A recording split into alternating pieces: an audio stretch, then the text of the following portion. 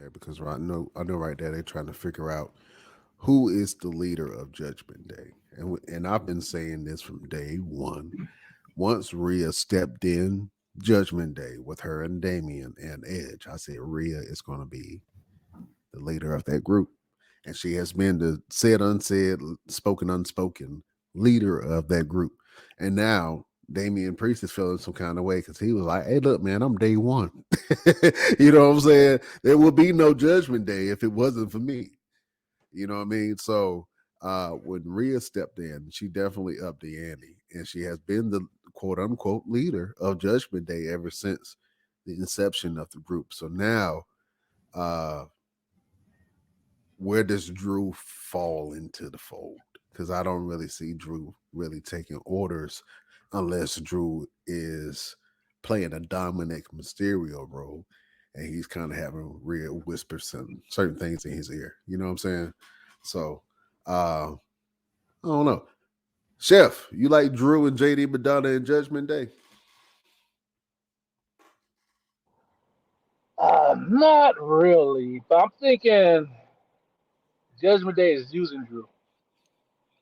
You know what I mean? It's something like LP said. You know what I mean?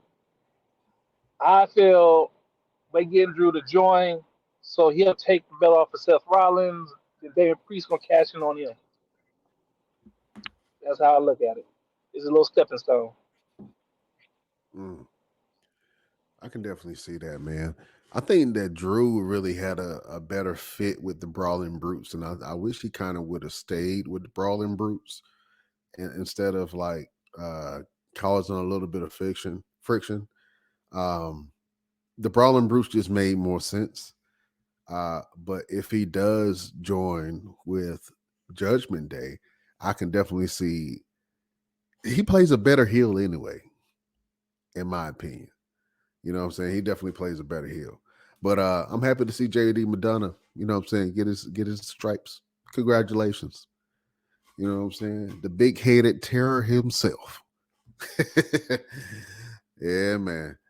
Uh fellas, we also saw on Friday, Damage Control had a match with the Queen Charlotte Flair, Bianca, and Asuka.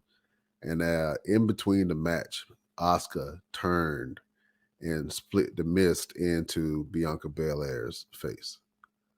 So now we have Kyrie Zane and Asuka in Damage Control.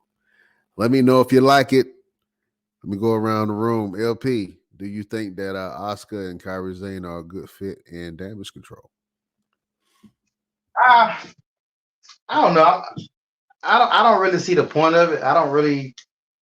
Are they trying to make a female dominant group? I guess maybe that's what they're trying to do, but I don't really see a point of it.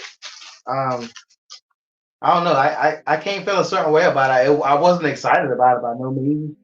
Oscar's better by herself. I don't like I like Oscar being crazy ass Oscar. Um, I just don't see a point of them making that damage control even bigger. Damage control to me is good with three people.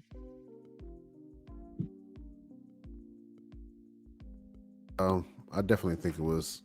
I like it, man. You know what I'm saying? Maybe they just might terrorize and be the new Judgment Day slash Bloodline, and it looks like it's the same kind of storyline where the women of SmackDown have to kind of uh, click up together to go against Damage Control. It's the same story that's playing out with Judgment Day.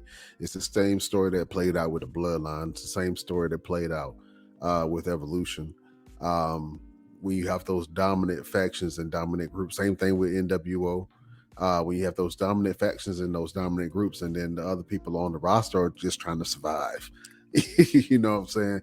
So you have that instance where this is the first time that an all-female group like this has been this dominant.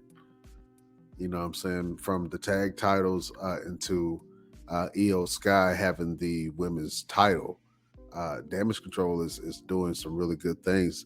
Mr. Everything, let me know what you think about it. Do you like Asuka and Kairi Sane in Damage Control?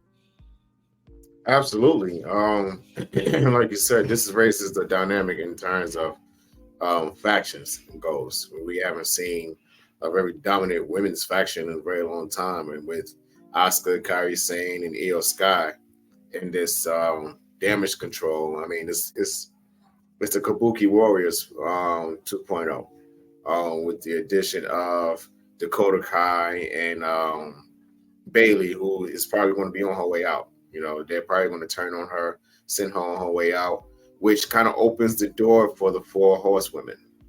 If we can find a way to bring Sasha Banks back, that might be a very interesting thing to see Bailey, Charlotte Flair,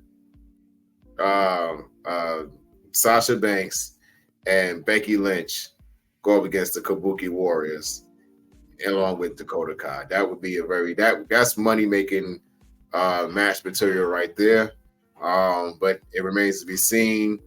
And then we got to think about the dynamic of where Bianca Belair plays in all of this situation. And then Jade Cargill, we still haven't figured out where she's at in terms of the WWE yet. So it's a lot of moving parts, a lot of players in this situation. I'm excited to see what exactly is going to happen. Yeah, man, I'm excited about that too. LP, how you feel about damage control right now, man? Do you think that they might be the second coming of the Bloodline on SmackDown? I mean, it could be. I mean, I guess they got it. To me, is that team really strong?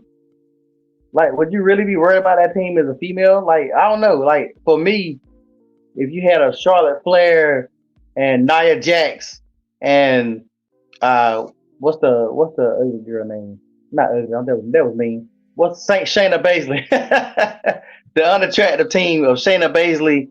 Like, to me, if you take Shayna Baszler, what's that girl that looked like Chris Kattan from Saturday Night Live? What's the other girl name? You talking about Zoe Stark? Yeah. If you know Chris Kattan, take her and Nia Jax, like those are some females you would be afraid of. Like, but damage control, they pretty girls. Like, that's like me being afraid of 4 Alexa Blisses. Like, I don't know. I know they're good wrestlers, but like the wrestlers on the other side, Bianca, Charlotte, I would be more afraid of them if they was heels. You know what I'm saying? Like,